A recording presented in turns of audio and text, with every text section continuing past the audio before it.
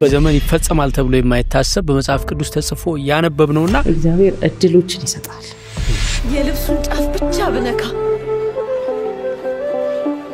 እፈወሳለሁ። ያ 7 ቀን ለኔ ረጅም እንቅልፍ የለኝም። የሚቆም አይነት መፍሰስ ይሄ ያለማቋረጥ ለ12 ዓመት ደም እየፈሰሰኝ ተሰቃየው። የዛ ዘመን ታሪክ ብቻ የሚመስልን አስደናቂ ነገር በእኛ ጊዜ በእኛ እድሜ ሆኗል። የለመንኳት ልመኔ የሰጠችኝ የእውነት ዝናሽ ለዓለም እምነትሽ አድኖሻል። በሰላም ሂጂ።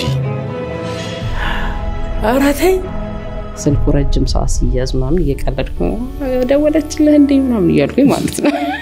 ድነን የሁሉ ሰዓት ስልክ የምታወራው ባለታሪካችን ማርታ ትባላለች። የምትነግረን ነገር እግዚአብሔር ያደረገላትን ለብዙዎች በአደባባይ ለመመስከር ስለመጣች እናንተም ማዳኑን ስሙ። እስከመጨረሻው አብራችሁን ከቆያችሁ በህይወታችሁ አንድ ስንቅ አንድ ቁም ነገር ታገኛላችሁ። እንኳን ደህና መጣሽ ማርታ። እንኳን ደህና ቆይ። የተወለድሽው አዲስ አበባ ነው፣ ግን የት ሰፈር ልጅ ነሽ? ሳሪስ አካባቢ ሀና ማርያም። ለመሳል ምክንያት የሆነሽ ጉዳይ የጀመረው መቼ ነው? 11 ዓመቴ ላይ ያለ ነው። በልጅነትሽ? አዎ በልጅነቴ ነው። እሺ አሁን እንኳን ያያሉ ልጆች በኔ እድሜ ግን 11 ዓመት ላይ የወር አበባ አይታይም ነበር። ማርቲዬ እንደ ምግቡ አንዳንዱ በ15ም አያይም ከሌለ ይሄ ደግሞ ጥሩ የሆነበት ቤት በ10 ዓመትም ሊመጣ ይችላል። ያስደነግጣል። ዕውቀቱም የለም። አይወራም እናንተ ቤት? ታላላቆች ልጅ ያሉ 2 ቤት ውስጥ ግን ያን ያህል እኔ አሁን ዕውቀት ያልነበር ያን እድሜ ላይ አይጠበቅም። መጀመሪያ ያው ሲመጣ አንድ ጎረቤታችን አለች፣ አበልጅ ነው ያው ቤተሰብ ናት ለኔ። እሺ እሷ ጋር ነው የሄድኩት። የወራባሽን ለመጀመሪያ ጊዜ ያየሽው ቤት ሆነሽ ነው ትምህርት ቤት? ቤት ሆኜ ነው። እሺ እሷ እንደውም በተሻለ መንገር ትነግረኝ ስለነበረ በጣም አቅርቦቴ ከሷ ጋር ነው። በእድሜ ትበልጠኛለች፣ ግን የልጅነት ነገር ከሷ ጋር አወራ ነበርና ስነግራት ጨርቅ እንዴት መጠቀም እንዳለብኝ አስተካክላይ ነገርችኝ። እሷ ናት መጀመሪያ። ከዛ ያንን መጠቀም ጀመርኩኝ፣ ግን መቆም አልቻለም። የመጀመሪያው ሲመጣ 15 ቀን ነው የፈሰሰው። ያ 15 ቀን ከባድ ነበር።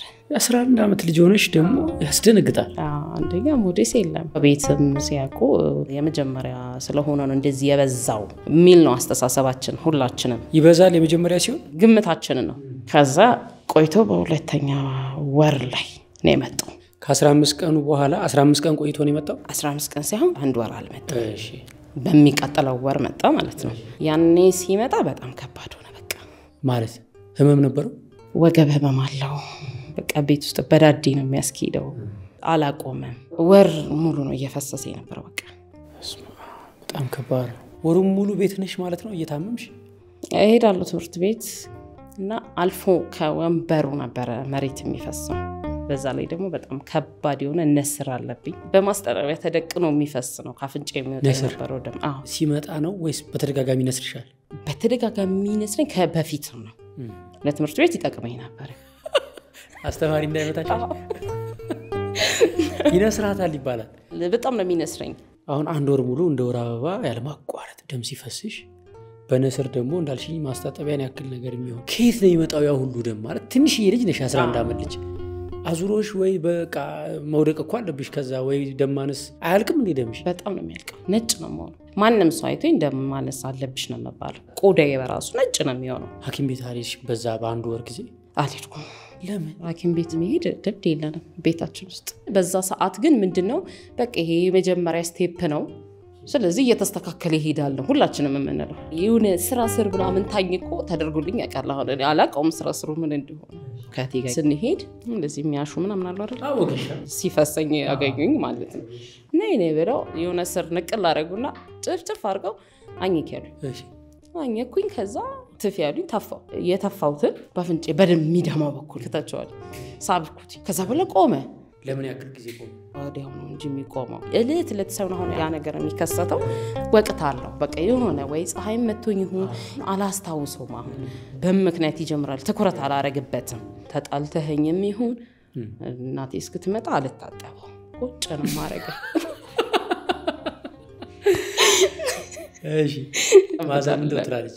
በጣም ከስራስ ምን ቅውጥ ስለምታረግልኝ አትንኩብኝ ምናምን ስለነበር እሺ ያለ ማቋረጥ አንድ ወር ፈሰሰ ከዛ ቆመ በመሃል ይቆማል ቀን የለውም መንገድ ላይ ይርኩኝም ሊመጣ ይችላል አንድ ወር ጋፕ ግን አይሰጥሽም አንዳንዴ ይሰጣል አንዳንዴ ደግሞ 2 ወርም 3 ላይ መጣ ይችላል ጭራሽ ግን ሲመጣ ምንድነው ተጠራቅሞ ነው ጓጉል ያለ ነው በቃ ቀጥታ ወደ መሬት ነው የሚወርደው ስለዚህ ቀጥለ በየጊዜው ይመጣል ከዛ እንኳን ሳኪን ቤት ልትሄዱ ለመዳችሁት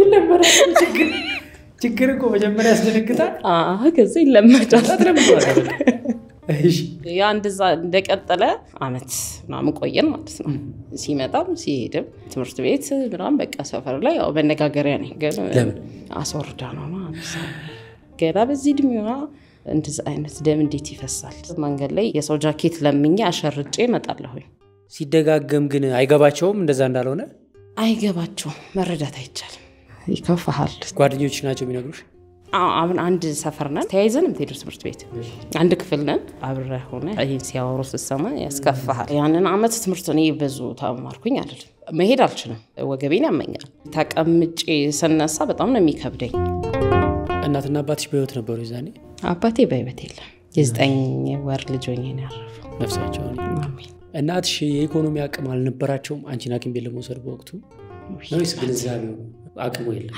ምክንያቱም እኔ ያለሁ 90 ብር ደሞዝተኛ ነበርች 6 ልጅ ነው ጥሎባት ያረፈው አባታችን ትልልቆቹ ቢወጡም እኛ ሶስታችን ሴቶቹ ግን ቤት ነበርን ጀግና ጎበዝ እናት ናት ያለችኝ በርግጥ ግን በጣም ይከብዳት ነበር ለሊት ነው ስራ የምትሄደው ስለዚህ ያንቺን ነገር አምጥታ ደግሞ ቤት ውስጥ መሸፈኑ በራሱ ትግል ነው ብራው ታሪን ማሳከም አትችልም የመንግስት ህክምና ላይ ሄጃለሁ የጽንስና የማህፀን ተመረመራለሁ ያው ሙሉ ምርመራ ልጃገረድናት አይደለችም እና እሱ ቼክ ካደረገ በኋላ ከእንደገና ሲታይ የሆርሞን መዛባት ነው እንጂ መድኃኒቱ ይሄ ፒልስ ነሰጠኝ የወሊድ መከላከያ ኪኒን ማለት 21 ፍሬ ያለች ቢጫ ወይ ሽሮ ከለር ናት እሺ ከዛ እሷ 21 ፍሬ ድረስ ይወሰድና ልክ ቀይዋ ላይ ሲደረስ 1-2 እንድትወሰደ ፔሪድ ይመጣል እሺ አንድ ሳምንት እንደ ኖርማል ይታያል ማለት ነው ልክ ከዛ ደግሞ ያቺ ቀጣይ ሌላዋን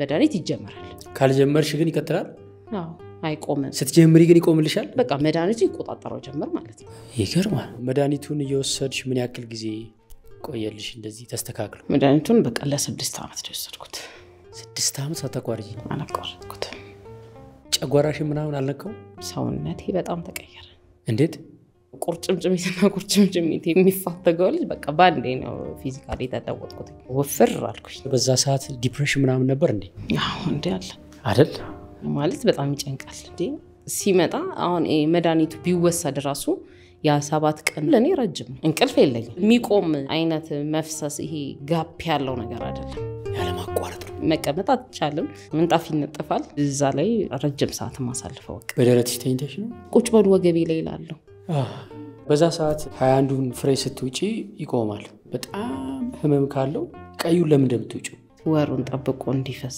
ቆሻሻ ነው አይደለም ይባል ቆሻሻው እንደማውጣት ነው ግድ ነው አለዛ ባይፈስ ደግሞ ጤና አይሰጥሽም በቃ ሐኪም አለ አይደል ያለህን ታድርገው ቤት ውስጥ ሁሌ ማታ መድኃኒት ሳታቋርጥ ስትወስድ ስልችት ብሎኝ ባልውጦ ምን ሆናለሁ ብዬ አቆመዋለሁ እሺ ይቀጥላል ይመጣል እንዴ በቃ ዝም ባቋርጥ ከሰው ኩልኗ መሆን ያለበት ትምህርት ቤት መግባት አለብኝ ጓደኞች አሉ ስለዚህ ያንን ነገር ሁሌ ተከታትለ መውሰድ ነው ያለበት ሁሌ እየፈሰሰ እንዴት ትምህርት ቤት ትሄዳለህ ጭን መራመድ አትችልም ሰውነቴ ጨምሯል እየተላላጥክ ነው የምትገባው ያንን ደግሞ መረዳት ማንም አይችልም ትምህርትሽን ቀጠልሽ አዎ እስከ ስንተኛ ድረስ ሄድሽ በዚህ ሁኔታ 10ኛ ክፍል ድረስ ደረስኩኝ ማለት ነው 10ኛ ክፍል ሌላ ቦታ ተማርኩኝ 7ኛ ክፍል የተማርኩበት ትምህርት ቤት ነው የቀጠልኩት ጉራጌ ሀገር ማለት ነው እንደበር እሺ 10ኛ ክፍል ተማሪ ያለው ነው የበለጠ የከበደኝ ትምህርት ቤት የምማርበት ሃይ ስኩሉ በጣም ሩቅ ነው ቢያንስ ከ45 ደቂቃ በላይ መጓዝ አለብኝ ምክንያቱም ያ አመት መድኃኒቱ እኔ ጋር አዳፕት አድርጎ መስራት አቆማል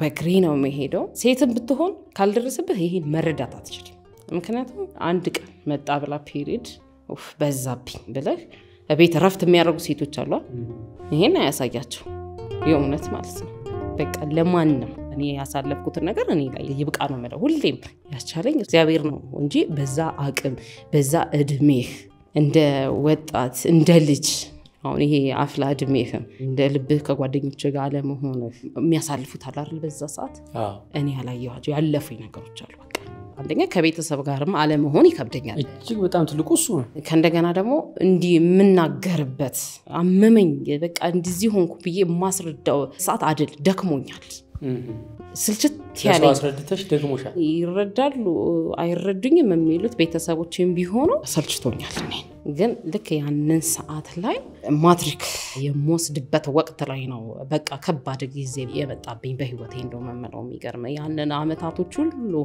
በልጅነትም ይሁን አለፍኩት እሺ ልክ ያ ማትሪክ የወሰድኩበትን አመት ግን በቃ ምረሳው አመት አይደለም ለኔ በእናት እጅ ባልትና የጥራት ጥያቄ የወለዳቸው የቀመሷቸው ሁሉ የወደዷቸው አራስ ተኮር የባልትና ውጤቶች ሙጥጥ የሚል የብዕር ስም የተሰጠው ገንፎ አልወድም እያሉ የቀመሱትን ሁሉ ሐሳባቸውን ያስቀየረ መነጋገሪያ የሆነ የገንፎ እህል ከበእናት እጅ ባልትና ስትቀምሺው የምትወጂው አጥሚት በአይን የሚገመጥ የዘቢብ ህብስት ጣዕሙ ሱስ የሚያስይዝ ጭኮ ተዘጋጅቶ ቀረበኮ በእናት እጅ ጠጋኝ ንጹህ ቡላ ለወገብሽ ንጹህ የጤፍ እንጀራ ድርቆሽ በየአይነቱ ንጹህ የማር ወለላዎች ሽሮና በርበሬ ኮረሪማና ቅቤ የተመረጡ ብቻ የባልትና ውጤቶች ግሩም ጣዕምና ንጽህና ብቻ ስትፈልጊ ጎራ የምትይበት የባልትና ቡቲክ የአራሶች ሪዞርት በእናት እጅ ባልትና ምርቶቻችን በትዛዝ የሚዘጋጁ ተኩስና ንጹህ በመሆናቸው ቀድመው በማዘዝ ጊዜውን ይቆጥቡ በእናቶች እንክብካቤ ማዕከላችን ከወሊድ በኋላ በሚመጣ ጭንቀትና ድብርት ለሚቸገሩ ደንበኞቻችን ነፃ የስነ ልቦናና የማማከር ድጋፍ አገልግሎትም እንሰጣለን ጣዕም ሲደመር ንጽህና በእናት እጅ ባልትና እናት ለልጇ የምትጠነቀቀውን እንጠነቀቃለን በ097 08 6608 አሁኑኑ ማዘዝ ይችላሉ በምዕራፍ 1 ከ11 ዓመቷ ጀምሮ 10ኛ ክፍል እስከምትደርስ ድረስ ማርታ የገጠማት ፈተና ይሄን ይመስል ነበር በምዕራፍ 2 ፈተናው በጣም የከበደው 10ኛ ክፍል ስትደርስ እንደሆነ ነግራናለች ሶ ማትሪክ ተፈተንሽ መፈተን ከተባለ ተፈተንኩት ተቀመጥሽ ዝም ብለሽ ክላሱን ደክሞኝ ነው ሄድኩት ራሱ ህመሙ አለ መጀመሪያ ቀን ክላስ ውስጥ ስገባ ጥያቄው መጣ በቃ አልቻልኩም በጣም ነበር የፈሰሰኝ ወዲያው በድንጋጤ ነው መጀመሪያም እየፈሰሰ ነበር አንድ 3 ወር ሆኖታል መፍሰስ ከጀመረ ከዛ በፊትም ለዚህ በቃ የዛን ቀን ግን በጣም ደክም ያለው ደም ያልቋል እጄን ቀጠቀጣል ማጥቆር አልችልም በጣም ነበር የከበደኝ መውጣት አይቻልም ግን ተፈቅዶልኝ ነበር ስላልቻልኩኝ ይሁን ጽዳለች እዛ ጋር ወጥቼ ያስኩትን ጨርቅ ቀይሬ ነበር መመለሰው ምግብ ብዙ አይበላልኝም የዛን ወቅት ላይ ይዛጋኛል ምግብ ፍላጎት የለኝም ሰውነቴ ግን በጣም የጨመረ ስለሆነ የምታመም አይመስለውም ሰው ሲያይ ምንም ሆናለች ብሎ ማንንም አያስብም ስለዚህ ማትሪኩ ላይ ይከብዳኝ ነበር በጣም በቃ እና የሆነ ህይወቴ ቁርጥ ያለ ነበር የመሰለኝ ተስፋ በጣም ነበር የቆረጥኩት በጣም ተስፋ ከመንቆርጥባቸው እድሜዎች ትልቁ የቲኔጀርነት እድሜ ነው ለምን ትልልቅ ሰዎች ብዙም ተስፋ አንቆርጥም እግዚአብሔር ይመስገን እሱም በመንፈስ ቅዱስ ያጽናናናል ከዛ በተረፈ ደግሞ የህይወት ልምድ ማለት አይደለ እንደሚያልፍ ምናምን ትልልቅ ሰዎች ያውቁታል ቲኔጀር ሲሆኑ ግን ጭልም ነው የሚለው እንኳን እንዲህ አይነት ሲሪየስ ህመም ያላት ቲኔጀር ኖርማሊ እንደው ቦይፍሬንድም ስልክ አላነሳ ሲል ይጨልማል ሶ ያንቺ በዛ ወቅት የነበረሽ ተስፋ መቁረጥ ምን ድረስ ነበር አሁን እንደምንሰማው በጣም የተጋነነ ወይ ራስሽን ለመጉዳት እስከማሰብ ሄደ ነው ወይስ ኖርማል ነው ቢሆን ደስ ይለኝ ነበር ይዛን ቀን የመጨረሻው ቀን ሂስትሪ ነበር ፈተና የተፈተንኩትና አላነበብኩትም ዝም ብዬ ነው ቃጥቁር ወጣሁት ከዛ የጀመርኩኝ እቤት እስክደርስ ድረስ በጣም ያለቀስኩ ነበር የተመለስኩት በቃ ትምህርት ላይ ያለኝ ተስፋ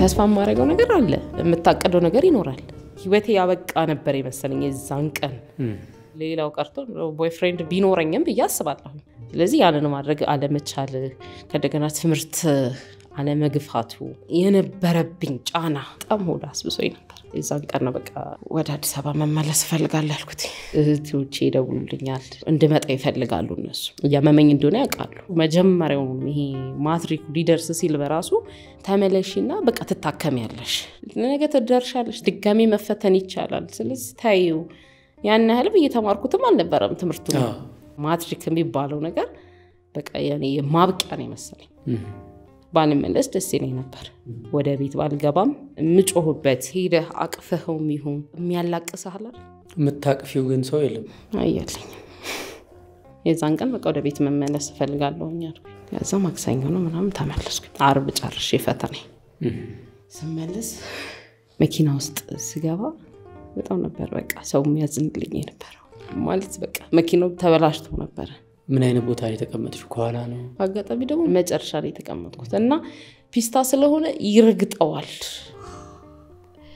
አቤት የምደርሳል መሰለኝም ነበር ሰው ለመሳ ሲወርድ ወልቂጤ ላይ አልወረድኩኝ እዛው ነበር የቆየሁት አጠገብሽ የተቀመጡ ሰዎች ደም እየፈሰሰሽ እንደሆነ ሲያውቁ የነበራቸው ምላሽ ምን ነበር አስረዳኋቸው በጣም ማስረዳው ለሰው ማለት ሁሉም ሰው እንዲሰማኝ ይፈልጋሉ በተለይ ደግሜ ማላገኘው ሰው የዛን ቀን ልክ ሰው ሁሉ ወረደ እኔ ቀየርኩኝ ብር ከተስጠኝ ትራንስፖርት ላይ በጣም ትንሽ ሰዓት የተረፈች በዛ ሰዓት ሄደው ሞዴስ ናከስተው የመጡት መኪና ውስጥ ነው የቀየርኩት እና ልክ አዲስ አበባ ስደርስ ብር የለኝም በሰው ስልክ ነው ኮንዶሚ ጋር ምን ደዋወለው እና ወንድሜ ነው መጥቶ አዲስ አበባ እንደገባናል መናሃሪያ ሳንደርስ መኪናውን ሳይው በቃ እሱ ጋር ነው የገባሁት የሆነ ቦታ ላይ ገብተን ልብስ ቀይሬ ሄድኩት ማለት ነው በቃ ሰፈሬ ስደርስ የሮጥኩት አርጭ በጣም ነው ደስ ያለኝ ነፃነት ያገኘው ነው መሰለኝና በሁለተኛው ቀን ብቻ ሐኪም ቤት ሄድኩት የዛኔ እናቴ ደና ሆኗል ደሞዟ ታክሲ መኪና ገዝታ ነበርና ወንድሜ ነው የሚይዘው ስለዚህ ደና ነበር ነው የዛኔ እኔና እሷ ነን ያለነው ቤት ውስጥ አንደኛ በቃ አግብታ ወጣለች አንደኛ ዩኒቨርሲቲ ናት እና ብቻችንን ነን ስለዚህ የግል ሆስፒታል ሄደን አሁን የዛኔ ስመረመር ሙሉ ምርመራ ነው የተደረገ እንደ አዲስ ከዛ በኋላ ነው አልትራሳውንድ ላይ ሲታይ የማህፀን እጢ ነው መውጣት አለበት ተባለ ማለት ነው እኔ ምን እንደሆነ ራሱ አላውቅም የዛን ሰዓት ላይ ማለት በምን እንጣ እንዴት ይሁን የሚባለው ነገር ጭራሽ ማላውቅም እና ሁሉም ቤት በቃ ደነገጥ በቃ ይውጣ ግን ከዛ በፊት አርግዛት ውለድ አለ ማለት ነው ከዛ በኋላ መውለድ አትችልም ነው ከዛ በኋላ መውለድ አትችልም ምክንያቱም አንድ ላይ ከወጣ በቃ መውለድ አትችልም ቤት እንማከር ነው ያው ብለን የተመለስነውና ቤት ስንገባ ሁሉም ሰው በትወልጂ የሚለው ላይ ሐሳብ አለ ግን እንዴት ሆኖሽ እኔ በዛ ሰዓት እንዴት ነው መውለድ የምችለው ራሴስ ጓደኛ የለኝም ገና ተሞክራለህ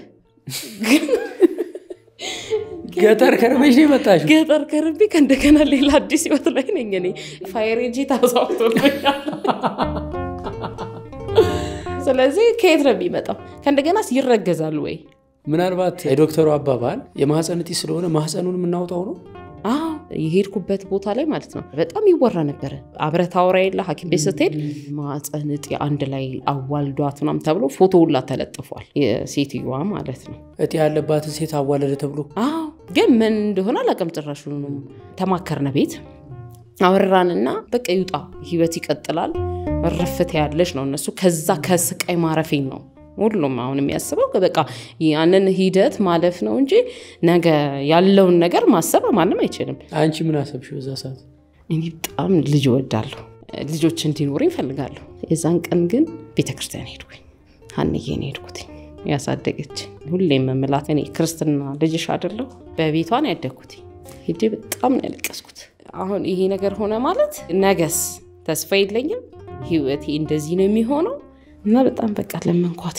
ለቢላዋ አሳልፈሽ አትስጪኛል ለራሱ አልችልም ይሄን ማለት ከዛ በልጃችን ሮዛ ጋር ሄድኩት እና ነገርኳት በጣም ጠንካራ ናት እሷ ደግሞ እምነቷ ላይ አይዞሽ አትፍሪ በቃ ምን ችግር አለው እንጸልያለን ጸበል እንተንነላለን ግድ የለሽም ይሄን መወሰን የለብሽም መውለዱን ምኑንም እንዳታስቢው ያልቻ እዛ ለቼክአፕ ሄድን ስንሄድ ምንድነው ያልኩት አንዴ ምንጭሽ አልትራሳውንድ ድጋሚ ለታ ያልኩት ከዛ እና ትዝ ይለኛል ወደ ማታ 11 ሰዓት ላይ ቀጠረኝ ከወንድሜ ጋር ነበር የምንሄደው በጣም ተጨንቅ ያለው አሁን ድጋሚ የሷናት ያለችኝ መተነፈስባት እሷ ጋር ሄድኩኝ በቃ ጸበል ስጪኝ ያልኳት ዛን ቀን ንጹህ አይደለም ደፈርኩኝ ማለት ነው ስለዚህ ጸበሉን ጠጣሁት በቃ አመንኩኝ እና ጸጥቼ ሄድኩኝ ማለት ነው ውሃ ጠጥተሽ ነኝ ያለ እንዲታይ በደም ስሄድ በጣም ነው የሚገርም እጤው የለም በስንት ቀን ልዩነት ነው የሁለት ቀን የሶስት ቀን ልዩነት ነው ያለው እሺ ከዛ እንዴት ይሆናል ራሱን ያየው ውጤቱ ይጂ ሲድ የለም ማለት መዛባት ነው አለ ሌላ ከኔን ደግሞ ቀይሮ ሰጠኝ ማለት ግን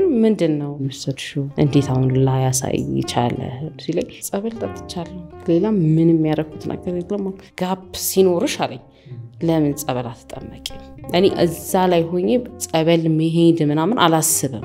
ለካ መጠጣት ይቻላል። እኔ ግን በፍጹም አላውቅም እንደዛም እንደሆነ። ከዛ መድኃኒቱን ሰጠኝ መጣው ማለት ነው። ግን ያ ሂደት አላቆመም። ተመልሶ ያው ነው የሆነው መፍሰሱ እና በቃ በእንደዛ ሂደት ላይ ቀጠለ ማለት ነው። ስንት ጊዜ ቆየ ከዛ በኋላ?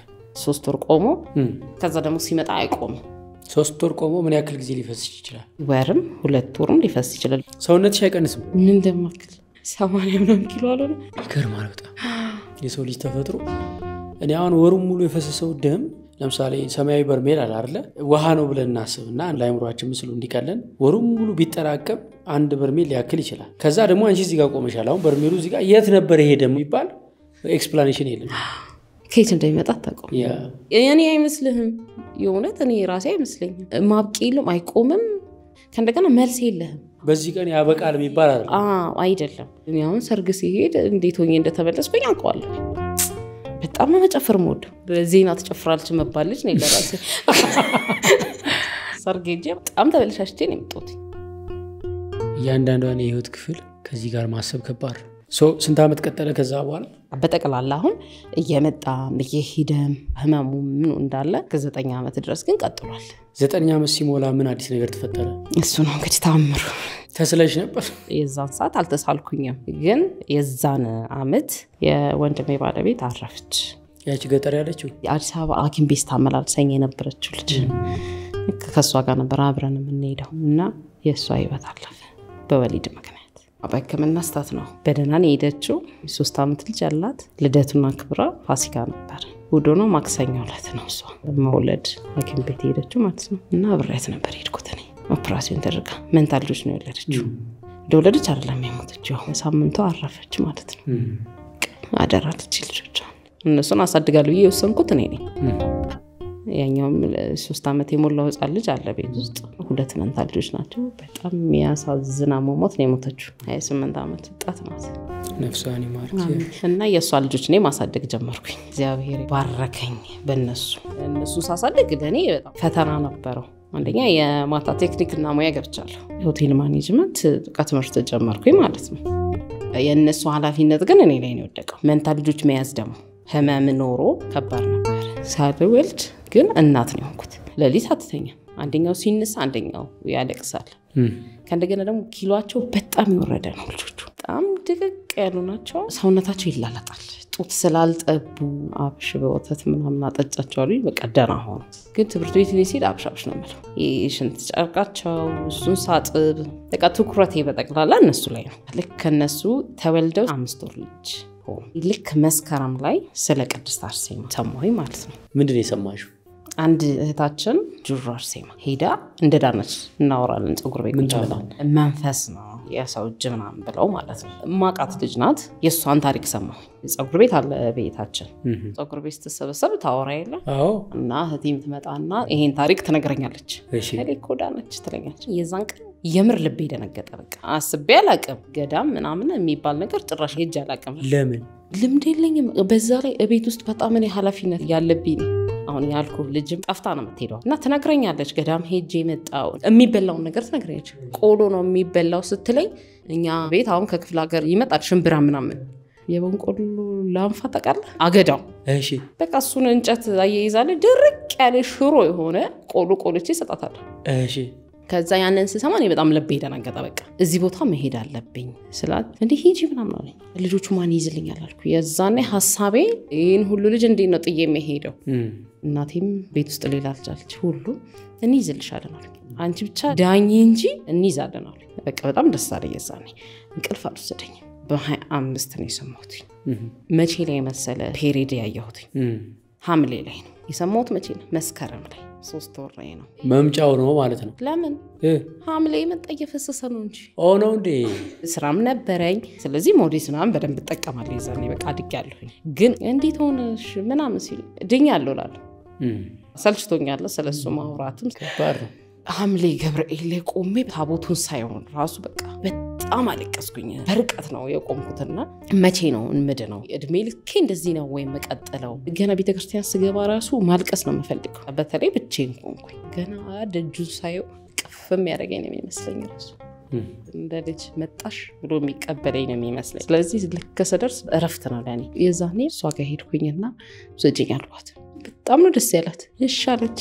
በ27 የመድኃኒዓለም ዕለት ጉዞ ጀመርን። ዛኔ ስንሄድ ግን ፒስታ ነው መንገዱ። ቀስጥጥ እያለ በጣም ነበር ህመም ያለው ቁርጠት። ልክ መኪና የሚወረድበት ቦታ ላይ ሲያደብር ይባላል። እዛ ጋር ስንደርስ የሆነ ቦታ ሄደን ተጣጣብኩኝ፣ ልብስ ምናምን ቀየርኩኝ፣ ጉዞ ጀመርን። የእግር መንገድ ልብሶች አይበላሹም? አዲስ ነው የምትገዢው? ጥቁር ልብስ ነው የምለብስበት ብዛት። በእንደዚህ አይነት ሁኔታ ላይ ሆኜ በፍጹም ይሄ ነጭ ልብስ ምናምን አያራለብስ። መንገድ ሲሄድ በደንብ ነው መዘጋጀው። ከውስጥ መደረበው ነገር ይኖራል። ውፍረት አለ መረመዱ ስለሚከብድ እስቲል ውፍረቱ አለ እንዴ? አሁን አርሴማ እስከምትይ እሺ፣ እንደውም እያብደገ ነው ዱብዬ። ልክ ሲያደብር ደረሰን። የእግር መንገድ ተጀመረ። ሮዛ እችላለሁ አልኳት። እሱ ደግሞ ቆበጽ ነው። ትችያለሽ እንዴ? ስንት አካል ጉዳት ያለው በክራንች እየሄደ እያየሽ፣ ትልልቅ ሰው እየሄደ እያየሽ አደፋፈረችኝ። መስቀል አለ እንዲህ ስታየው ቁልቁለት ዋናው መንገድ የሚባለው አለ። ልክ እሱን ልትጀምር ስትል አርሴማ ከሩቅ ትታያለች እና ቅርብ ነው የሚመስልህ ስታየው ከላይ ሆነ እና እንዲህ እየዞርክ ነው የምትሄደው። እያየኸው የምታገኘው ነው የሚመስልህ ቶሎ።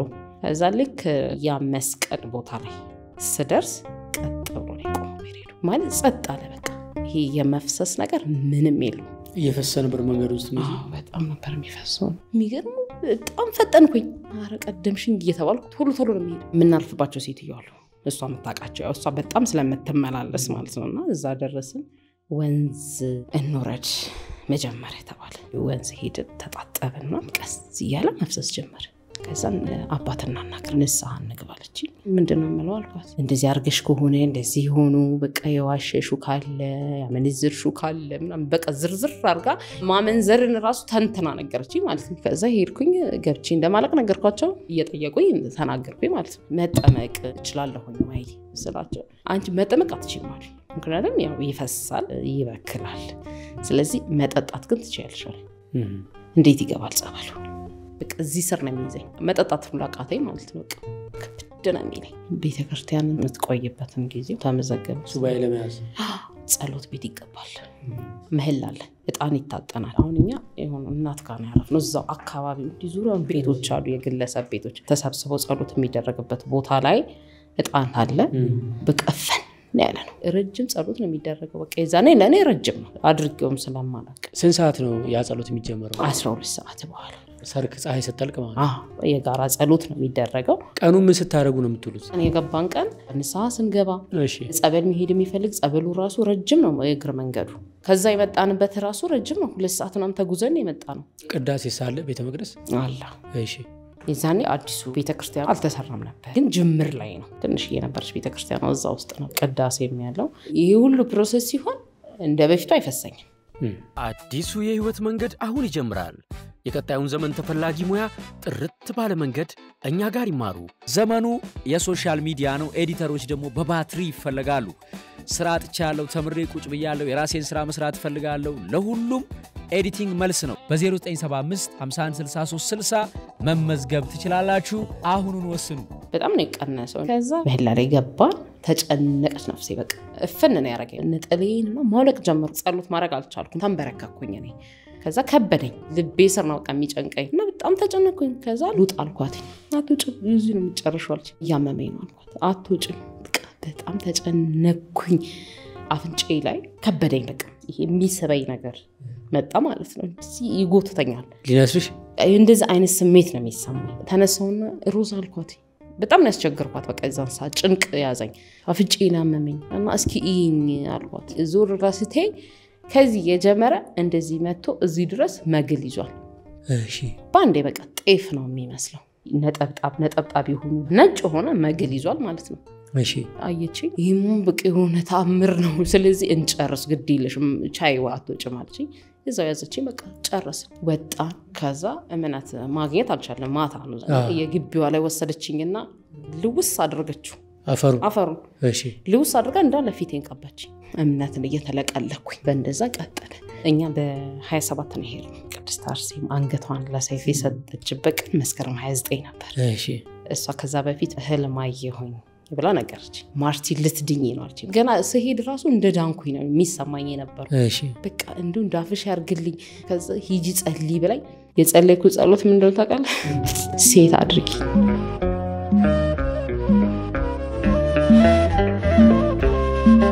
አግዥኝ እናቴ ይምላልኝ ሁለቴ አቅርብኝ ከፊቱ እንደ ሌሎች ሴቶች አለምንሽም በዛ ቢቢ አላማርሽም ከዚህ በኋላ በቃ ሴት ግን አድርጊኝ 7 ቀን ብቻ አድርጊልኝ እኔ ጸሎት እንኳን ጸልይ አላቃት ማለት ስዕልዋን እንኳን አይቼው አላቅ ፈልግሽ ነው የጠራሽኝ ክርስቶስ ሰምራ ነበር የምትመስለው ምክንያቱም እናቴ የ12 ዓመት ልጅ ነው ያለሁኝ ቤተክርስቲያን ስቴ ዝም ብላ መጽሐፍ ቅዱስና መግዛት ትወዳለች አንብቡ ትለናለችና የክርስቶስ ሰምራን ገድል ነበር የገዛችልና የመሰልችኝ እሷ ናት ሲሄድ ያወኳት ሳላቅሽ ፈልግሽ ከጠራሽ በቃ አድኝኝ እና ሴት አድርጊ እኔ ስልችት ተብሎኛል ምስክርነት እሰጣለሁ በቃ አንድ ጃንጥላ ይዤ መጣል ብዬ ዛን ቀን ተሳልኩኝ ማለት ነው በህልሟ ምንድነው ያየችው 4 ቀን ሆነሽ ብዬ ሳጣጥብሽ አየሁኝ እኔ ያለችኝ እሱ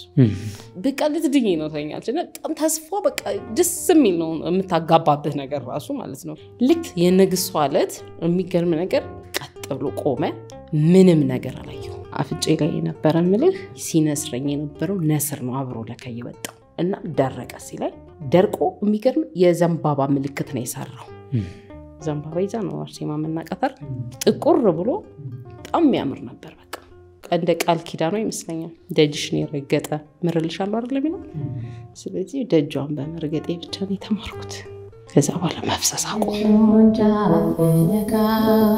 አዳንጌታዬን ብትጋው ከትላል ምናምናለው ፈዋሽ ምርሱ ብቻ ነው ሱባኤ ገባን በአርምሞ ምናምን አሳየችኝ አርምሞ ማለት ዝም ማለት እንደሆነ ቃሉን አውቀዋለሁ ግን አላውቀው ምን እንደሆነ እስቲ በወቅቱ የነበረው ነገር አስረጅ መጀመሪያ በቃ ስማችን ይመዘገባል የምትመዘገቡት ለብቻችሁ ዋሻ ለመግባት ነው እንዴ ዋሻ ለመግባት የእውነት ዋሻ ፍልፍል ዋሻ አንዳንድ የሚደርስ ቀጥ ብለ ማትቆምበት ቦታ ነው አንድ ሰው ብቻ እንደዚህ ተኝተ ወይም ቁጭ ለማለት ብቻ በመጋረጃም ተጋርደውም ቢሆን የሴቶች ለብቻ ነው ያው ለወንዶች ለብቻ ነው ተመዝግበ ገብተ መጀመሪያ ህጎቹ ይነገሩሃል ምንድነው ንጹህ ካልሆንክ ህልመለሊት ከዛ ደግሞ የራስሽን ብራን ይዘምት ገባው ኦሃይ ተዘበዘ እሺ እሱን ይዘት ይላል ከዚህ አሳልፈ መብላት የለብህም ስንት ሰዓት ማታ 12 ሰዓት ላይ ነው የምትበላው ስንት ጊዜ ነው በለው ቻንድች ያቺን ፍኝ በልቶ ስንት ቀን ሊቆይ ነው አንድ ቀን እና አሁን ልምድ የሌለው የከተማ ሰው እንደኔ አይነቱ አንድ ፍኝ እየበላ 3 ቀን ይችላል እግዚአብሔር አስችሎን ማንንም አይችልም አሁን እኔም በተለይ የመጀመሪያ ነው እንደዚህ አይነት ነገር አይቼም ገብቼም ማለት በጣም ነበር የፈራሁት እኔና እሷ አንድ ላይ ነበር የደረስነው ባይመችም አሁን አንዳችን ምን ቆመበት ቦታ እንደዚህ ጎንበስ ብለን ነበር ምንቆመው ጸሎት ለማድረግ ወይ ተንበረከካል ቀኑ ማውራት አይቻልም በጣም አስጠንቅቀኝ ነው የገባችሁ ስገባ ራሱ ምክንያቱም ትንሽ ነገር ያስቀኝ ነበር እንዳታይኝ ምናምን ትለኛለች በቃ ተሸፋፈኝ ስራልች አፌን አስር ያለው ስለዚህ ገባ አንድ ኩባያ ውሃ የምትመርጥ ከሆነ ውሃ ነው የምትጠጣው አይ በሱ ይሻለኛል ካልክ በበሱ ነው የምትቀይረው ምኑ ነው በበሱ የምትቀይረው ውሃው ስለዚህ ቆሎ በልቼ በሶም ጠጣለሁ ወይ እሱን ትጠጣለህ ወይ ውሃውን ትመርጣለህ እሺ ሶስቱን አንድ ላይ መውሰድ አትችልም በሶ ጠጥቼ ውሃ ካልጠጣው ከባድ እሱ ስለዚህ የምንመርጠው ምንድነው የሚሆነው ወይ ቆሎንና ውሃውና ወይ በሱና ውሃውን አንድ ላይ አንቺ ምን መረጥሽ ቆሎንና ውሃው ሆኖ የሚጠማኝ ጉሮሮ የሚደርቅ ለብቻ ነው የሚቀመጠው ምግብ ዳለ ተሰብስቦ ስትገባ እዛ በር ላይ ይሰራል እሱ ጋር ይቀመጣል ተጠባብቀህ ነው የምትሄደው ካለፈህ ነው ይሄ መመገቢያው ሰዓት ቢያልፈህ የሚቀሰቀስ ሰው የለም ምግቡን ይወስዱታል ማንም ይወስደው አንተ ስትወጣ ነው ይዘው የምትወጣው ሰዓቱ ቢያልፍ ሄደሽ መብላት አትችልም ለምን መተው ይከፍቱልሃል በር ለመውጣት ከውጪ ይቆለፋል እየቀለልሽ እውነት ከዚህ ዝግ ነው ተነስተን ተመራርተን ተጠባብቀን ባትሪ ያለው ባትሪ ያበራል ጨለማ ነው ማታማ ጨለማ ቀነረ ቀን ማትወጣም ዘጋህ ማለት ነው ለዋሻው በር ሰርተውለት ነው ትልቅ ዋሻ ነው ዋናውን በር ነው የሚዘጉት ዋናውን በር ይዘጉታል ከዛ ምግብም ታስቀምጥበት ቦታ አለ እሺ ፍለፊት ልክ ስትገባ የአርሴኒየስ ማጠንት የሚታጠንበት ቦታ አለ ማለት ነው ከዛ ልክ እንደዚህ ስትሄድ እንደ ኪስ ናቸው እንደዚህ ጥልፍ ይያልክ ማለት ነው ትልቁ 3 ቀን ነው ከዛ በላይ ቆይ የሚችልማ 7 ቀንም 14 ቀንም የሚቆያል። እስቲ ግን ልጠይቅሽ በራሴ እኮ ያሰብኩት ነው አሁን እኔ 9 ሰዓት ሲሆን ያንቀጠቅጠኛል በየአይነት ካልበላው እንኳን ቆሎ በልቼ አድሬ ለሊት 6 ሰዓት ማታ በልቼ በማግስቱ ሮብን ወይም ጾም ገብቶ 9 ሰዓት ሲሆን ያንቀጠቅጠኛልና አሁን ለእንደኔ አይነቱ ደካማ መሬቱ የዋሻው ያው መቼም መተኛት አለበት ስጋ ደካማ ነው ድንጋዩ ላይ ነው የሚተኛው ወይስ ማንጠፍ ትችያለሽ ጅባ ነገር ይዘህ ትገባለህ ታነጥፈው ግን ምንስ ያህል ይከላከልልሃል የሚለበስ አንድ ጋቢ ይዘህ ትገባለህ እንደዚህ መንፈስ ምናምን ያለባቸው አይደል በቃ እሱ ነው የሚያስፈራኝ የነበረው ምን ይላሉ ነው ምን እንደሚያስቸግሩት የገባሁኝ ቀን ሲለፈልፍ የነበረ መንፈስ ምን ያለ ነበር መሰለ እስኪ አርሴምዬ ይሄንን ድንጋይ እስኪ ናጅባቸውና እኔ ሾልክ የሉት አሲል እኔ ከና ጸሎት ነው ሱባኤ ይዞ ነው ኢማጂን ልትሰማው ትችላለች ብለህ ትፈራለህ እና እሱ እንደዛ ሲል የእውነት በቃ ቀና ብዬ ድንጋይ እንደማይው ቢናድስ ብለሽ ፈራሻ እንዴ እኔ በጣም ነው የፈራሁት ከእንደገና ደግሞ አቤት አዲስ አበባ ሰው የዋህነቱ ይላል ያኔ መስተላልጋውን ትቶ እዚህ መጥቶ ድንጋይ ላይ ይተኛልሻል እና በጣም የእሱ አሁን እኔ ሊያስቀኝ ይችል ነበር አርምሞ ማለት ህጉ ምንድነው በ24 ሰዓት ውስጥ ስንቴ ነው የምታወሪው እንዴ ምንም አታወራም ይሄ ድምጽ ተዘግቶ ነው የምትወጣው ምንም ትንፍሻቲ አወራህ ማለት በቃ ወጣህ ማለት ለምሳሌ የሆነ ነገር ግዴታ ማውራት ያለብሽ ነገር ቢገጥምሽስ በጣም አስፈላጊ የሆነ ነገር ከገጠመ ትጽፋለህ ወረቀት አዎ ምንም ቃል እንዳይወጣ አንቺ በጣም ከባድ በመልክት ነው ከሷ ጋር ለኔ ለማስረዳት ምን እንደምታስረዳሽ ጸሎት የሚደረጉትን አሁን መጽሐፍ ቅዱስ እኔ የለኝም የዛን ግን የገዛውትኝ ውዳሴ ማርያም አቃለሁኝ ግን መዝገበ ጸሎቱን ያው ግዢታ በያለሁ እሱን ይዤ ነው የሄድኩት ግን ትገልጥና አንብቢ ቃንባል በፈለግሽ ሰዓት ነው የምታነቢው እኔ በዛ ሰዓት በቃ እንቅልፌን ሁላተኛለሁኝ እነሳለሁ ከዛ ተነስቼ አነባለሁ ለመጀመሪያ ሰው ደግሞ በጣም ነው የሚከብደው ምግቡ ራሱ ይከብዳል እንጂ ኃይለኛም ነው ደግሞ እኮ ይኸውልሽ እግዚአብሔርን በዚህ ደረጃና በተመስጦ ሰው ስጋውን ጎድቶ ቃል ልፍለፋው ምናምን ትቶ የሚጸልየው ጸሎት ከሌላው ጊዜ ጸሎት ጋር ሲወዳደር ይሄ በጣም ኃይለኛ ነው እግዚአብሔር በእውነት መልስም የሚመልስበትም ነው እኔ አሁን ዓለማዊ ነኝ በጣም ድንገት ተነስቼ እኔ ልማዱ የለም ልማድ የሌለኝ እንዴት ነው ማነበው ንጹህ አይምሮ ይዘሽ ነሽ ምንም በቃ የምትለምነው አንድና አንድ ያች ያለብህን ችግር ያን እንዲፈታልህ ነው የምትፈልገው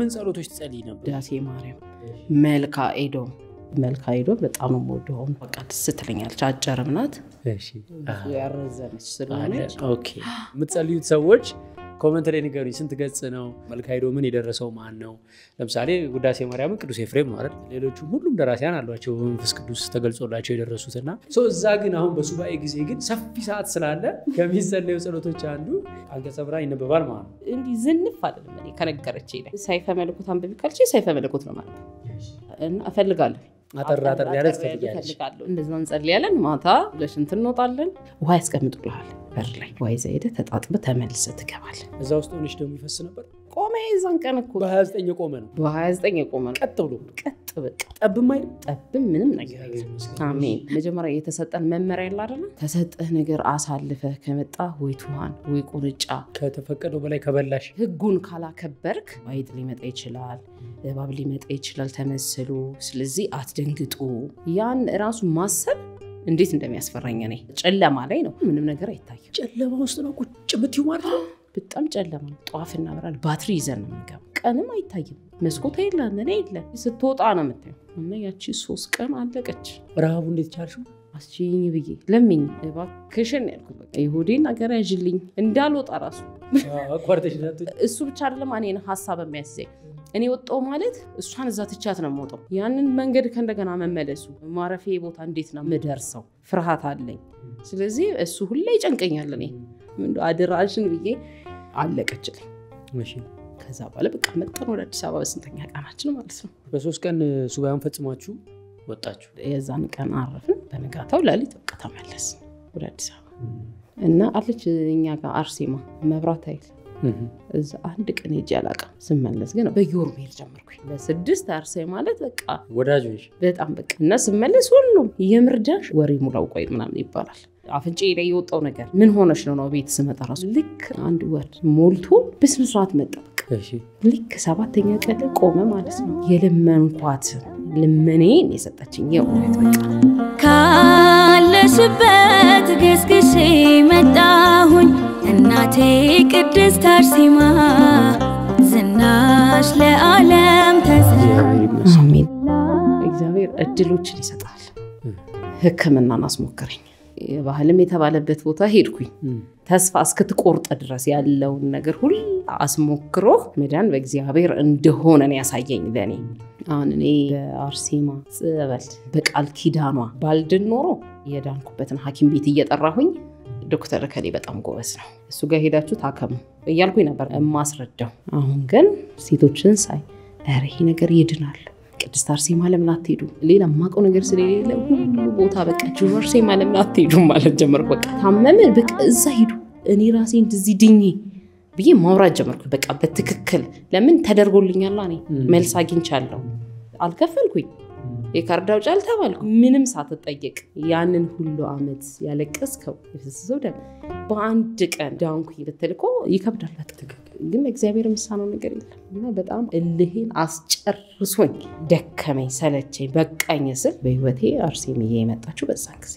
ማው ካለበት በግድ ታሳውቃለች አለቃትን ብለ መቀመጥ አትችልም በቃ ግዴታ ነው ከተባልክ ያንተ ከሆነ ያመዳኛ በቃ ያንተ ማን መስሎ በቃ ዶሮ ሴት ሆንኩኝ እዛው ላይ በየወሩ ይመጣል ዝንፌ ልክ በሰባተኛ ቀን በቃ ጽድት ነው ማለት የበፊቱ ህመም የለም ይሄ በዳዴ የሚያስኬደው ምናምን የለም ጭራሽ ነው በቃ እንደ ማንኛውም ሴት ይመጣል ፈሶ ይሄዳል ወገብ ሊያም ይችላል የመቆረጥ አጥም 9 አመት እንደዛ የተሰቃየሁትኝ ስቃይ እረሳሁት እግዚአብሔር ይመስገን ታሳስ 6 ደግሞ ንግሷ ነው ሻንጥለኝ እሺ ሄድኩኝ 3ኛ ወር ማለት ነው አስገባው ይሄ ከሆነ ስንት አመት ሆነ ማለት ነው 16 አመት ከዳንሽ 16 አመት 16 አመት ተጠፍጥፋ የተሰራች ከእንደገና እድል ነው የተሰጠኝ ለኔ በቃ ያንን ሁሉ አመታት ረሳሁት እግዚአብሔር እንግዲህ አንድ ጊዜ እንደዚህ መርጦ ያድናል ብዙ አመት ደጅ ጠንተው ጊዜው ገና ስላልደረሰ ያልመለሰላቸው ሰዎች ሊኖሩ ይችላሉ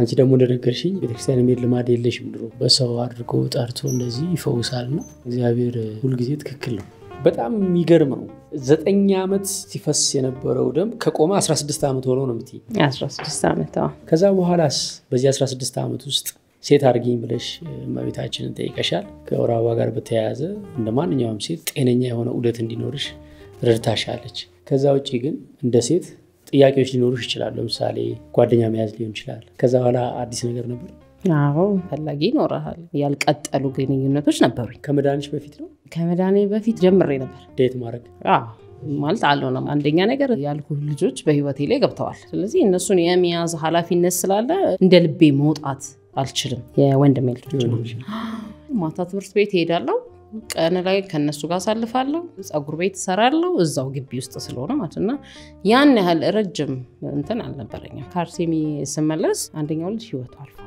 ነበር አደረ ስለተባልኩኝም በጣም ከበደኝ በቃ የራስሽስ ህይወት ከዛ በኋላ ልጅ አለኝ ስለምን ብዙም ተቀባይነት የለኝም እሙልታ ይመስለኛል ነበር ሲቀጥል ደግሞ ከወሊድ ጋር የተያያዘ ነገር የሷ ሞት ስላለ በጣም ነው የሚረብሸኝ ይሄ የመውለድ እንትኑ ላይ ፍራቻ ነው ያለኝ ስለዚህ ብዙም የቆየርልሽ ነው ያለኝ ሰው ተዋወቅሽ ከዛ በኋላ አንድ ልጅ ነው ያለኝ መስተንግዶ ሰራለሁ እኛዛኔ ደግሞ አፓረንት ውጡ ተብለን ቤተሰብ ቤት ነው ቀን እዛ እየሰራሁኝ ነው ከአንድ ሰው ጋር የተዋወቅኩት ሰው ነው ያስተዋወቀኝ ሳይው ደስ ይለኝ ነበር ለምን ነገር ስነ ስርዓቱ አያወራም ዝም ነው የሚለው ቤተሰብ ደግሞ ደስተኛ ይሆኑ ይፈልግ ይላል አግባት ይባላል ስታገኝ አቃቂር ይወጣል ስታገኝ ለምን ታየህ እንጂ ኮንድጋ ጭራሽ እንዴት ነው የምትቆመው ራሱ በጣም ነው ወንድሞቼ ነፈራቸው ጭራሽ ሰፈር ላይ ይዤ መሄድ አልችልም አንድ ጓደኛው ነው እቺ ሳይሽ ደስ ያለሽ ቅልልት ያለሽ እሱ ደግሞ ዝም ያለ ነው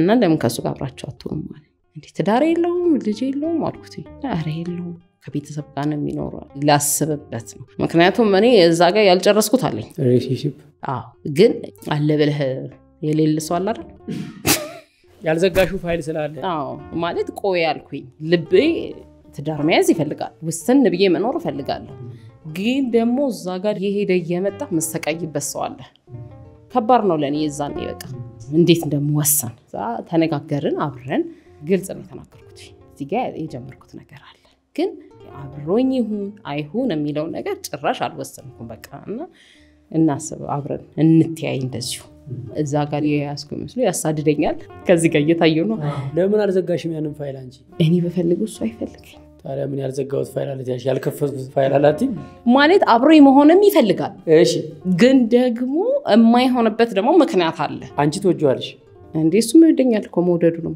እሺ ግን አብረን ሆነ አንችልም ሌላ ሪሌሽንሺፕ አለ እሱ ሌላ አለ በኋላ ላይ ያወቅኩት ሌላ ሀገር ስለሆነች እዚህ ጋር ያለውም እንዳያመልጡ ይፈልጋል እዛ ጋር ያለውንም እንደዛ ይፈልገዋል እኔ መወሰን አልቻልኩም በቃ ግራ ገብቶኛል እኔ ውጪ የመሄድ ፍላጎት አለሱ ሄዶ አስተካክሎ እኔን መውሰድ ነው የሚፈልገው እንደሚነግረኝ ከሆነ የሚሄደው ግን ጓደኛው ጋር እና ቆይ ጓደኛ ከያሽ በኋላ አንድ አመት በላይ የማይቆየው ሪሌሽንሺፑ በምን ምክንያት ነው ይደብርሻል ወይ ታማ ነበር የሚለው ዜና ነው ምንድነው እየደርኳቸው ሸኛቸው አሃ ይቅና ሁኔ ችግር የለም ላንተ ከተስማማ እያሉ ደግሞ ይነግሩሻል መጣው አውያ በጣም ግልጽ ነው እንግዲህ በጣም ነው ቦሮ በቃ ችግሩ ካንቺ ምንድነው ግንኙነት ይጠይቃል አንቺ ሻቲ እንዲያልኩኝ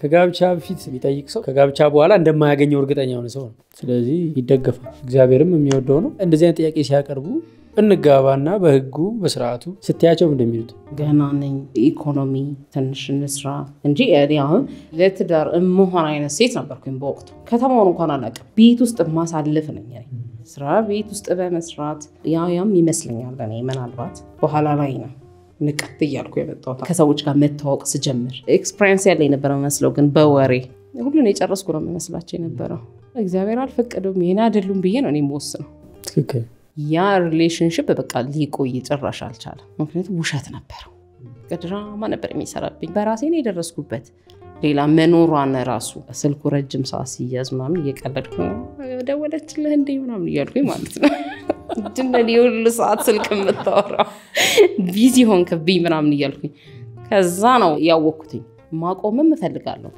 ሸኝቶኝ ለቤቴ ገገበው በላይ አርሲም ይስላልች ለይኝ ብያለቅሳለሁ መቁረጥ አልቻልኩም ሰው ሲያይ እንደው በጣም ሰላማዊ ነኝ መንገድ ላይ ስንታይ በጣም እንዋደድ ካፕል ነው ግን ያንን ማንም አያውቅም አለመናገርም ጉዳት ነበር ሰውየው ልጅ አለኝ ይያለ እንደዛ ያለ አንቺ አዲስ ጓደኛ ስትይጂ በቀላሉ ለመሄድ የከበደሽ ምንድነው መውደዱ ላይ ነው አልብሽ ቦታ ነበር ታዲያ እንዴት ቆረጠ ልክ ያ ሲሸኝ ይከተለኛል ልክ ታክሲ ስገባ አብሬን ተከትሎኝ የሚገባው ማለት የዛን የሱ ባሰ አዲስ የተዋወቅሽው ሰው ለሬ በፊቱና ግራ ተጋባው ከዚህኛውም ጋር አለሁኝ ያንን መቁረጥ አልቻልኩም በጣም በቃ ተጨነኩ ያኛው በጣም መለመን ጀመረ አንቺ ሲቀሙ አይነት ሲነኩበት አይወድም በቃ ልክ እንደዛ ሆነ ማለት ነው ከዛ በኋላ ቁጭ ብለን አወራንበት አልሆነህም አይነት ወሬዎች ተወሩ ማለት ነው እሺ ተባለ ለዛን ቀን ነው የሚዋሰነው ከዛ ደግሞ መንገድ ላይ ሳልፍ አንድ ሰፈር አይደለ እንገናኛለን ግን ሌላ ግንኙነት የለም የዛኔ የማውራቱ ነው እንጂ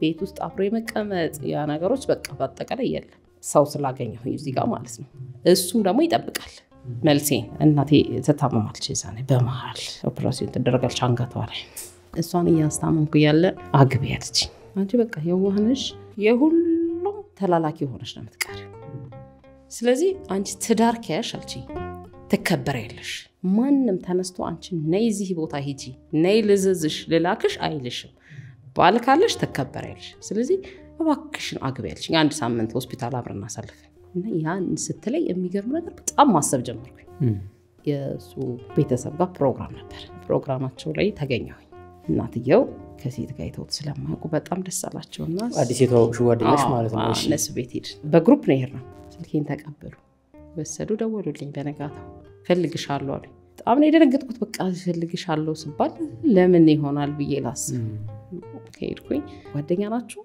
አዎ አልኩኝ እባክሽ ትዳር የምታስቢው ከሆነ አግባኝ በይውና እሱ ዝም ያለ ስለሆነ አንቺ ግፊት አድርጊበት እሺ የማይሆን ከሆነ አንቺም ህይወትሽን አታበላሺ ከሆነ ግን አብራችሁ ቀጥሉ እኔ አግባኝ አይደለም አልኩኝ ራሱ ይበለኝ ካለ ግድ ይለሽም ከሴት ጋር አይተነው አናቅም እና እባክሽ ተባልኩኝ ማለት ነው አሁን በቃ ተምታታብኝ የትኛው ጋር ከዚህ በኋላ ደግሞ እንደምታታ ለምን እንደሆነ ቀልበት ይዞልኝ መጣ የድሮ እሺ አግቢኝ አለ ማለት ነው አላገባም አልኩኝ ተንበረከከ አው የት ሰው ፊት ነው አራዱ በሩን ዘግቶ ሙሉ ተቀመው እሺ አንዱ እህቴ ጋር ሄደ ልመና ጀመረ ሁሉን ነገር ተዋለ ታግባኛለ ማለት ነው ከዛ በጣም ተጨነኩኝ የፈረደባት ሮዛ ልጅ ሄድኩኝ። ልክ የሚገርመው የዛን ቀን እንደው እንደ ተአምርም ይሁን እግዚአብሔር ነገር ልክ እኔ እሷ ጋር ስሄድ እሷ ደግሞ ወደ እኔ እየመጣች ነበር እና መንገድ ላይ የተገናኘ ነው። ወዴት ነሽ? አንቺ ጋር የመጣሁት ተባባልን ማለት ነው። ክረምት ነው ጨንቆኛል፣ ስለዚህ የሆነ ገዳም እንሂድ፣ አርሴማን እንሂድ አልኳት። በቃ ማውቀው አርሴማን ስለሆነ ጭቃ ነው። ኩኬለሽን ታውቂያታለሽ አለችኝ። አላውቃትም። እንሂድ ተባባልን። እሷም አታውቃትም። ስለዚህ መንገድ ጀመርን። በነጋታው ሄድን ተያይዘን። የእውነት አንቺ ኩክም ያለሽ ከሆንሽ እህል ውሃ ነው ያልሽውን አንቺ ምረጭልኝ እና 9 ቀን የተቀመጥነው። ልክ የ9ኛው ቀን ላይ ህልም አየሁኝ እኔ። ሱባኤ ይዛችሁ ነው? እሺ። የሚገርም ነገር ልክ ከኛ ቤት እንደዚህ ስንወጣ መስቀልኛ ላይ ነው እሱ ወንበር ላይ ተቀምጧል። በዚህ የኛው ደግሞ ይመጣል ማለት ነው። ከዛ ልክ ሳየው ወደሱ ሄጄ ወደ ድሮ ነው አዲስ? ወደ ድሮ። እሺ። አዲሱ ወንበር ላይ ቁጭ ብሏል፣ ያኛው ደግሞ ቆሟል። እና ሩጭ ሄጄ ያንን አቅፌ ሰሜው ተመልሼ ወደዚህኛው ነው የሆንኩት እና በራሴ ፈቱት። በቃ ይሄ ነው አልኩ፣ ወሰንኩ ማለት ነው። የሚገርም ነገር ግን በቃ ከውስጤ አውጪልኝ ያልኳት ስመጣ ከሱ ጋር መሆንም መታየትም ራሱ በቃ ደበረኝ። ወዲያው ነው የወሰንኩት። ከዛ በኋላ በጓደኞቼ መለመን ጀመርኩ። እምቢ አልኩ።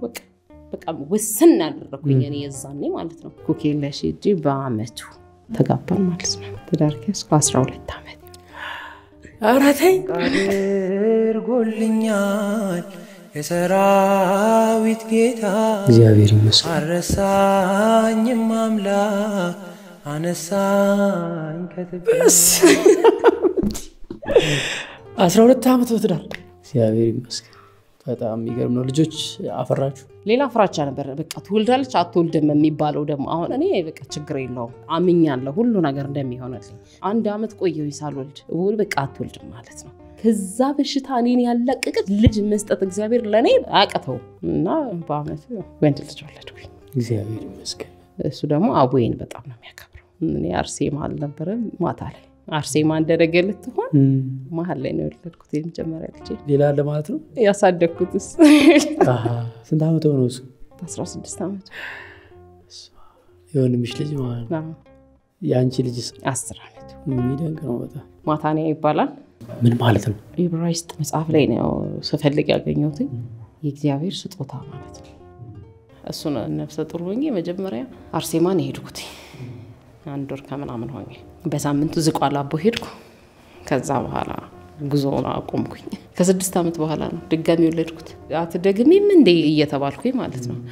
በቃ አንድ ብቻ ሰጥቶ ሊከለክላት ነው ተብዬ የእግዚአብሔር እጅ አለበት እኔ ህይወት ላይ ባጠቃላይ ግዴታ በቃ አሁን ያመንኩት ነገር ምንድነው መጠየቅ አለብኝ። ያንን ሁሉ አመት እኔ አልጠየቅኩም።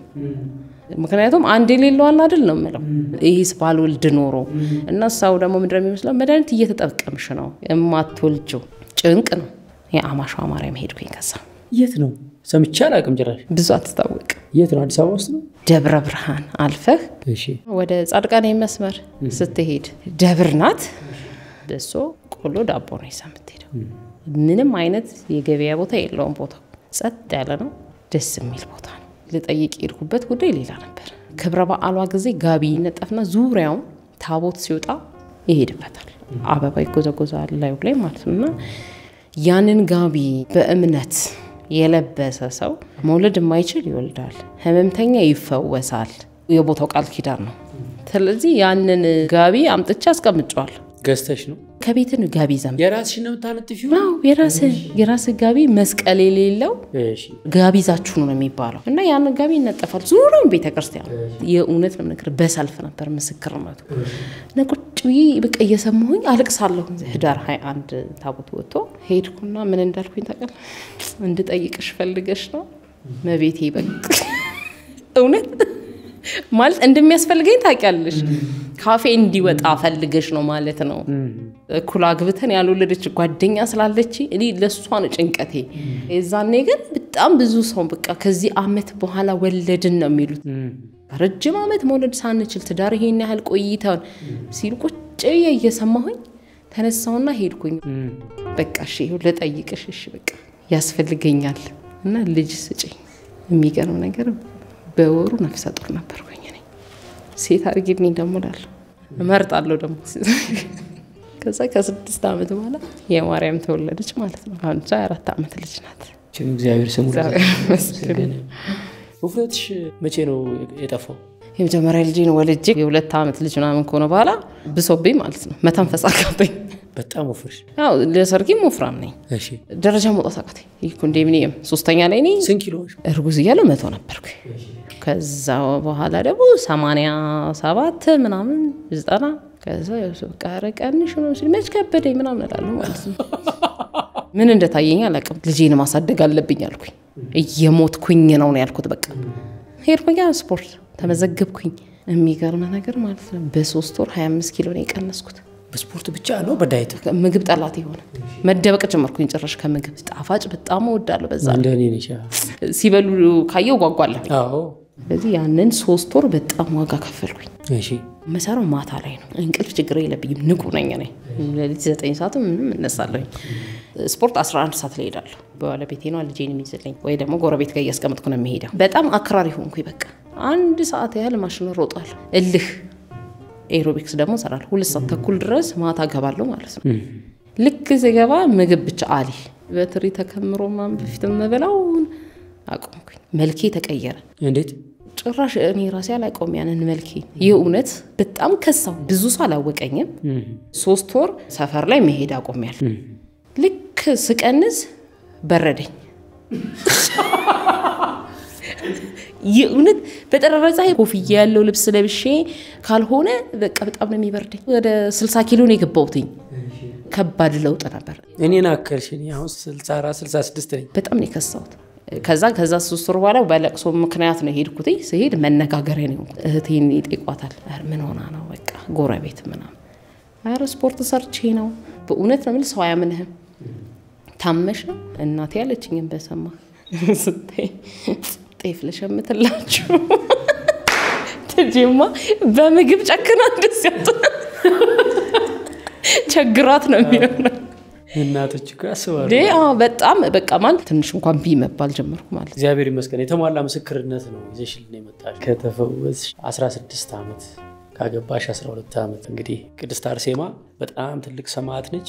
ልጅ እያለሁ ለምሳሌ ሰምቼ አላውቅም ስሟን። ከዛሬ 10 ዓመት ወዲህ ምናምን ነው በጣም ነገሩ ፖፑላር እየሆነ። እኛ 16 ዓመት አይደል? የዛን ሰዓት ገና ማንም አያውቃትም። ጊዜ ያላቸው ይመስለኛል የሚገኑበት። በጊዜያቸው ይገለጣሉ። ገና ብዙ ቅዱሳን አሉ እኛ ያላወቅናቸው። ለምሳሌ ቅድስት ወለተ ጴጥሮስ የምትባል ታውቂያለሽ ስሟን? አዎ። እኔ መጀመሪያ ጊዜ ስሰማ ቅዱስ ጴጥሮስ ማለታቸው ነው እያልኩ ወለተ ጴጥሮስ ሲሉ እንዴ ጴጥሮስ ወንድ አይደል እንዴ ቅዱስ ጴጥሮስ ከመቼ ወዲህ ነው ደግሞ ሴት የሆነው ወለተ የሆነው ብዬ የሚያወራው ሰው ተሳስቷል። ላርመው ጠብቅልሻለሁ እስኪጨርስ። በኋላ ቅድስት ወለተ ጴጥሮስ ገዳሟንም ሄጄ ለማየት በህይወቴ ትልልቅ ኢቨንቶችም እዛ ቦታ ለማካሄድ እግዚአብሔር ፈቀደልኝና አሁን ገድሏን እያነበብኩኝ ነው። በጣም ትልቅ ጻድቅ ነች። በኢትዮጵያ በጣም የታወቀች ነች። እኛ የዚህ ትውልድ ሰዎች ነች እንጂ ማናውቃት። አባቶቻችን በጣም ነው የሚያውቋት። አባ ገብረ ኪዳን ግርማም ሲያስተምሩ ሰማው ስለሷ። ነፍ ቅዱሳን አሉ እኛ ማናውቃቸው በቃል ኪዳናቸው ያልተጠቀምንባቸው። ከኛ የሚጠበቀው ማንበብ ነው። እንግዲህ ገድል እየበገዙ ስንክሳር ጠጋ እያሉ መጽሐፈ መነኮሳቱንም እየጠየቁ መምህራንን ማንበብ ከቻለ እንዲህ አይነት የድህነት ብዙ አማራጭ ያላት ቤተክርስቲያን ነች የኢትዮጵያ ኦርቶዶክስ ተዋሕዶ ቤተክርስቲያን። እንግዲህ አንቺ ምስክርነት ሌሎችንም ኢንስፓየር ያደርጋል ብዬ አስባለሁ። ማርታ እንደው መሰነባበቻ ምን ትይናለሽ? የጥርስ ክሊኒክ ከፍተናል ከእህቶቼ ጋር። ሙያዋለሽ? እህታችን ባለሙያ ናት እና ዲክራውን የሚባል ማንኛውንም አገልግሎት እንሰጣለን። ምን ያክል ጊዜ ሆነው ከጀመራችሁ? መስከረም 6 ሲመጣ ያርሴ ማለት 1 ዓመት ይሆናል። ምን ያክል ብቁ ባለሙያዎች አሉ? የጀመረው በ5 ባለሙያዎች ነው። እኔ በሪሴፕሽንነት እሰራለሁ። ዶክተሯም ደግሞ እህታችን ናት። ያው የቤተሰብ የሴቶች ቤት ነው። ዶክተሯ ምን ያክል ዓመት ነው በዚህ ሙያ የቆየችው? 7 ዓመት ልምድ አላት። ስለዚህ ኦልሬዲ ፋሚሊ ቢዝነስ ተፈጥሮ የራሳችሁን ቢዝነስ እየሰራችሁ ነው። አሁን እግዚአብሔር ይመስገን። በዚህ አጋጣሚ ይሄን ቪዲዮ አይተው የሚመጡትን 3 ሰዎች ነፃ እጥበት እንሰጣቸዋለን። 3 ሰዎች ቆንጆ ኮሜንት ጽፋችሁ ብዙ ላይ ካገኛችሁ በዲክራውን የጥርስ ህክምና የጥርስ እጥበት ነፃ እድል እንሰጣችኋለን ብለዋል። በጣም እናመሰግናለን። እግዚአብሔር ይስጥልን። ዶንኪ በጎ በጣም ብዙ መንፈሳዊና አዳዲስ ነገሮችን ይዞ ይመጣል። እንወዳችኋለን። ሰላም ደሩልን።